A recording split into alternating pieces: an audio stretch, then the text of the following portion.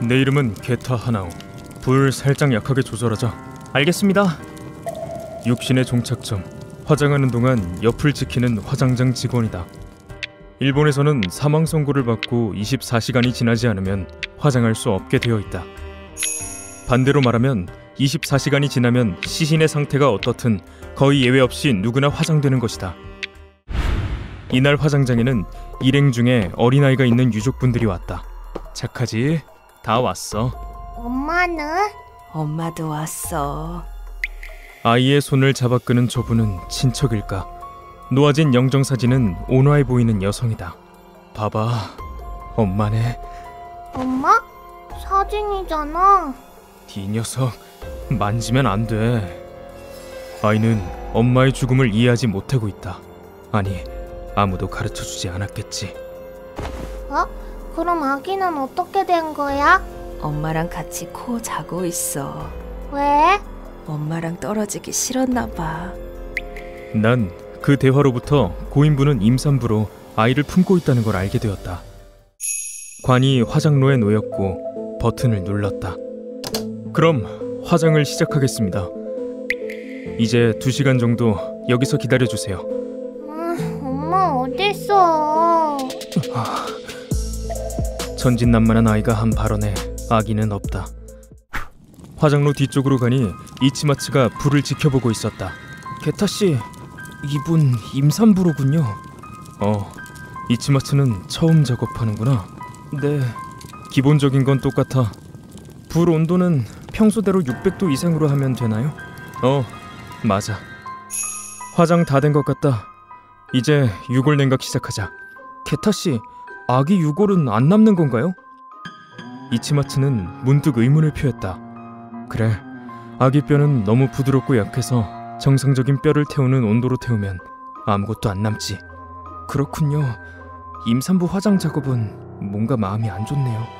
그의 마음이 어지러운 것 같아 난 조금 특별한 이야기를 해주려 했다. 맞다. 예전에 임산부 화장에 관한 사건이 하나 있었어. 사건이요? 그래. 예전이라기엔 아주 오래전 1940년대에 있었던 일이지만 정말 오래전이네요. 1948년 한 병원에서 암 환자가 사망했다. 사망하셨습니다. 입원한 지 약 2달. 말기암이라 손을 쓸 수 없었다고 한다. 사건은 그로부터 며칠 후 화장장에서 일어났다.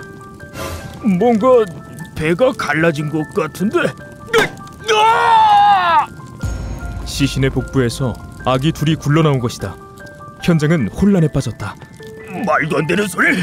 아기가 거기서 왜 나와! 그렇지! 그래! 저거 남자 시신이잖아!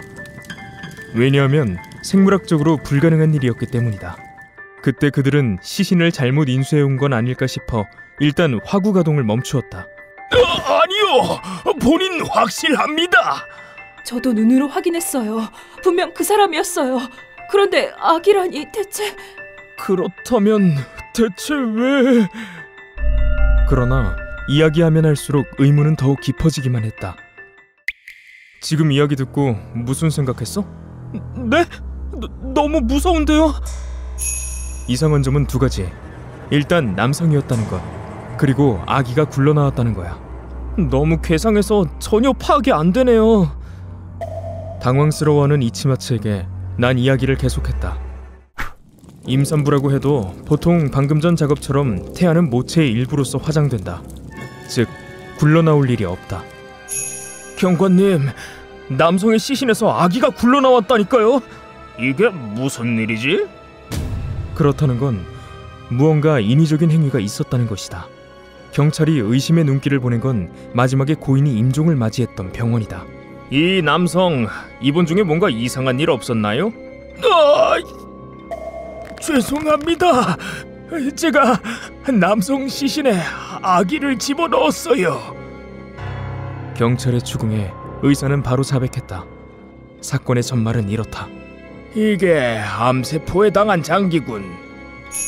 어라, 이대로 두면 몸통이 움푹 꺼지겠는걸? 이 환자 시신을 수습하던 담당 의사는 암 연구를 하고 싶어서 유족 몰래 고인의 장기를 적출했다. 그래, 이건 조사도 다 끝났고 빈 곳에 채워넣으면 되겠군. 휴, 이제 감쪽 같군. 그리고 빈 곳에는 연구에 사용한 포르말린에 담긴 아기를 대신 넣고 봉합했다. 유족에게는 복부에 물이 차서 그걸 빼는 수술을 한 뒤 봉합했다고 설명했다. 하지만 봉합이 제대로 되지 않았는지 화력을 이기지 못하고 복부가 터졌다. 만약 봉합을 제대로 했더라면 사건은 발각되지 않았을지도 모른다. 이 사건은 당시 뉴스에도 나왔다. 검체를 채취한다는 말은 못 들었어요. 그리고 아기를 집어넣다뇨! 정말 죄송합니다. 하지만 후에 병원이 사죄 표시를 했고 당사자끼리 합의가 이루어지며 사건은 막을 내렸다. 이야기를 마치고 이치마치 표정을 확인했다. 어떻게 생각해? 보기 드문 일이긴 하지만 말이야. 간담이 서늘하네요. 왜 그랬을까 싶으면서도 아기가 굴러나오는 장면은 좀 충격적이네요. 이 세상에는 믿을 수 없는 일도 벌어지곤 한다. 그렇게 이야기를 나누는 동안에 유골이 냉각되었다. 그럼 유골 수습을 시작하겠습니다. 네, 저 아기 유골도 있을까요? 네? 같이 넣어주고 싶어서요.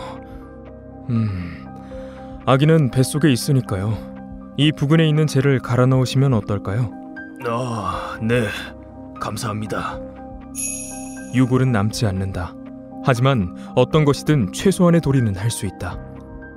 두 사람분의 유골과 재가 든 유골함을 품에 안고 화장장을 뒤로 한다.